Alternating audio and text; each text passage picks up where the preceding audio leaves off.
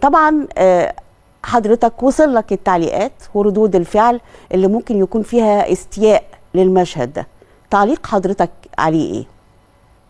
صحيح والله يا استاذ علا، هو اثناء القراءه في باكستان، وانت تعلمي هنا الحفلات بتكون حفلات الناس هنا يعني بتحب القران الكريم حبا جما، وبيعشقوا التلاوه بالطريقه المصريه.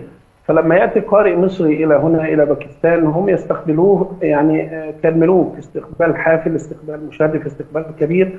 وحينما يقرأ القرآن الكريم وهم متواجدون يعني زي بالعربي كده أعصابهم ما بتبقاش على بعضها، فبيقوموا يربوا عليه فلوس وبيعبروا بقى. دي زي ما حضرتك نويت منذ قليل، دي ثقافة شعب، ثقافة باكستانية هنا قديمة. ومفيش قارئ قرأ القرآن هنا في باكستان، جل القراء بيحصل معاهم كده، ودي عادة موروثة ومعروفة ومنتشرة في باكستان.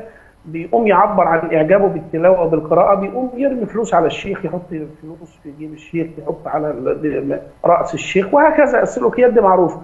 الحقيقه وانا بقرا فوجئت بشخص بيرمي الفلوس دي مره واثنين، يعني مفاجئ، امر مفاجئ. انا كقارئ بركز في القراءه، غير مشغول بهذه المسائل وهذه الامور يعني جيدا، الا ان بعض الناس استاءوا من المشهد، وفي الحياه هم يعني معذورون. لكن لو انتبهوا إلى الأمر وإلى حقيقة الأمر لعلموا أن هذا الفعل يحدث في باكستان تعبيرا عن الحب للقارئ والحب للتلاوة والحب للقرآن. نعم فضيلة الشيخ. وليس النقود كما نتخيل أو كما يتوهم البعض يعني.